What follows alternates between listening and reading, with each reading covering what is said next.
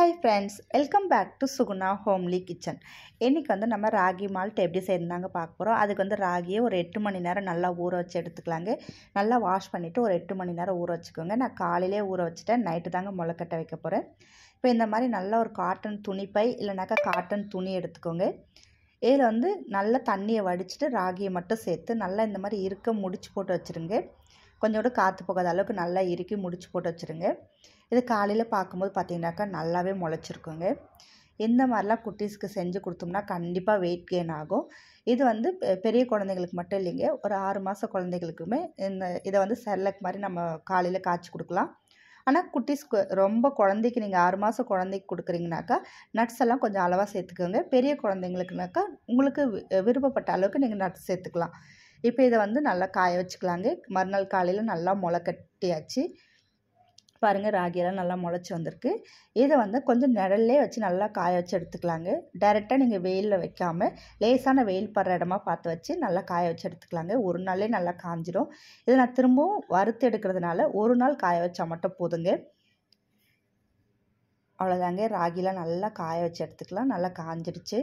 இது பார்த்திங்கனாக்கா கொஞ்சம் நிழல்லே வச்சு தாங்க காய வச்சு எடுத்தேன். இப்போ இதை வந்து நம்ம வறுத்து எடுக்க போகிறோம். ராகி கூடவே நான் வந்து இன்றைக்கி கொஞ்சம் பாதாம் கொஞ்சம் முந்திரியும் சேர்க்க போகிறேங்க. இந்த முந்திரியும் பாதாம் பார்த்திங்கனாக்கா உங்கள் விருப்பம் தாங்க. உங்களுக்கு எந்த அளவுக்கு வேணுமோ அந்த அளவுக்கு சேர்த்துக்கலாம். நான் வந்து ஒரு காப்படி அளவுக்கு ராகி வந்து எடுத்திருக்கேன். அதுக்கு வந்து ஒரு 25 கிராம் பாதாம் 25 கிராம் முந்திரி எடுத்திருக்கேன். 3 ஏலக்காய் எடுத்துருக்குறேங்க. ஃபஸ்ட்டு ராகியை நல்லா வறுத்து எடுத்துக்கலாம். வாசனை வர அளவுக்கு நல்லா வறுத்து எடுத்துக்கோங்க. இது கூடவே நான் வெல்லம் தாங்க சேர்த்து கொடுப்பேன். அதனால் வெல்லமும் காய்ச்சி ஒரு சம்பளத்தில் வடிகட்டி எடுத்து வச்சுக்குவேன். டைரெக்டாகவும் வெல்லம் தட்டி சேர்த்துக்கலாம். அதில் வந்து கொஞ்சம் தூசியெல்லாம் இருக்கிறதுனால இந்த மாதிரி காய்ச்சி வடிகட்டிட்டோம்னாக்கா தேன் பதத்துக்கு நம்ம வடிகட்டி வச்சிட்டோம்னாக்கா எப்பப்பெல்லாம் தேவையோ அப்போது ஒரு 2லேருந்து ஒரு 3 ஸ்பூன் அளவுக்கு வந்து சேர்த்துக்கலாம். இப்போ இந்த மாதிரி வடிகட்டி வச்சிட்டிங்கனாக்கா நல்லா சூடாறின பிறகு அந்த வெல்லம் பார்த்திங்கனாக்கா தேன் பதத்துக்கு வந்துடுங்க. அப்போ நம்ம எடுத்து கலந்து கொடுக்கறதுக்கு ரொம்ப ஈஸியாக இருக்கும். உங்களுக்கு வந்து கருப்பெட்டி கிடைச்சாலும் நீங்கள் இந்த மாதிரி ரெடி பண்ணி வச்சுக்கோங்க. எனக்கு கருப்பெட்டி கிடைக்காதனால நான் வெல்லம் சேர்த்துருக்கேன். இதுக்கு சர்க்கரை மட்டும் சேர்க்க வேண்டாங்க, இல்லைன்னா நீங்கள் கரும்பு சர்க்கரை சேர்த்துக்கலாம். இப்போ ராகியும் நல்லா வாசனை வர அளவுக்கு வறுத்து எடுத்துக்கலாங்க. ராகியை வறுத்து எடுத்த பிறகு பாதாம் முந்திரி இதையுமே ட்ரையாக வறுத்து எடுத்துக்கலாங்க. ரொம்பவே டேஸ்ட்டாக இருக்கும் இந்த ராகி மால்ட். இது சின்னவங்க மட்டும் இல்லைங்க, பெரியவங்களுக்குமே நல்லா விரும்பி குடிச்சுக்குவாங்க. வாசனையாகவும் இருக்கும். குழந்தைங்க வந்து வெயிட் போடலைன்னு ஃபீல் பண்ண வேண்டாம். இது வந்து ஒரு நாளைக்கு 2 வேளை இந்த காலையிலே இல்லை சாயந்தரம் 2 வேளையும் நல்லா ஒரு டம்ளர் அளவுக்கு காய்ச்சி கொடுங்க. 1 மாதத்துலேயே பார்த்திங்கன்னா நல்ல ரிசல்ட் இருக்கும். குட்டீஸ் வந்து ரொம்ப ஹெல்த்தியாக ஃபீல் பண்ணுவாங்க. ஸ்கூல் விட்டு வர நேரத்துக்கு நம்ம இதை ஒரு டம்ளர் அளவுக்கு காய்ச்சி கொடுத்தோம்னா அந்தளவுக்கு ஃபில்லிங்காக இருக்கும். அவங்க நல்லா எனர்ஜியாக விளையாடுவாங்கங்க. கண்டிப்பாக நீங்கள் ட்ரை பண்ணி பார்த்துட்டு எனக்கு கமெண்ட் பண்ணுங்கள். இப்போ இது எல்லாத்தையுமே நல்லா வறுத்தாச்சு.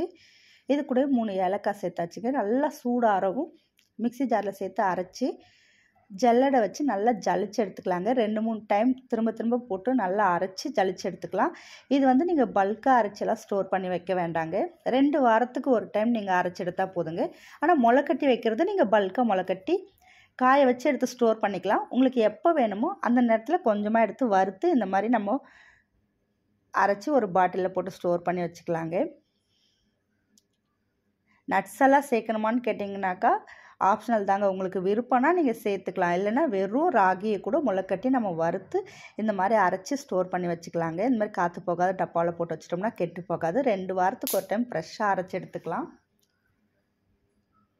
இப்போ இதை வந்து நம்ம காய்ச்சும் போது கொஞ்சம் தண்ணியில் நல்லா கரைச்சிட்டு அதுக்கப்புறம் ஸ்டவ்வில் வைங்க. நம்ம டைரெக்டாக நம்ம ஸ்டவ்வில் வைக்கும் போதே மாவு போட்டோம்னாக்கா கெட்டி விழ ஆரம்பிச்சிடும். அதனால் தேவையான அளவு தண்ணி விட்டு நல்லா கரைச்சிக்கோங்க. நான் 2 குட்டீஸ்க்கு ரெடி பண்ணுறதுனால 1 ஸ்பூன் அளவு ஒரு கரண்டி அளவுக்கு எடுத்துக்கிறேங்க. ஒரு குழந்தைக்கு 1 ஸ்பூன் அளவுக்கு சரியாக இருக்கும். இந்த மாதிரி கரண்டியில் எடுத்திங்கனாக்கா 2 குழந்தைங்களுக்கு கொடுக்கலாம் தாராளமாக. இப்போ நல்லா காய்ச்சி எடுத்துக்கலாங்க. கட்டி விடாமல் நல்லா கொஞ்சம் நேரம் கைவிடாமல் நீங்கள் கிண்டிகிட்டே இருந்தீங்கனாக்கா கட்டி விடாமல் நல்லா காய்ச்சி எடுத்துடலாம்.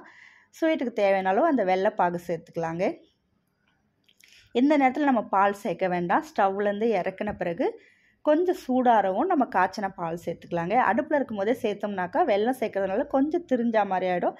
அதனால் நீங்கள் ஸ்டவ் விட்டு இறக்கின பிறகு பால் சேர்த்துக்கோங்க. அவ்வளோதாங்க, ராகி மால்ட் சூப்பராக ரெடி ஆகிடுச்சு. கண்டிப்பாக நீங்களும் ட்ரை பண்ணி பாருங்கள். இந்த வீடியோ பிடிச்சிருந்தால் லைக் அண்ட் ஷேர் பண்ணுங்கள். தேங்க்யூ.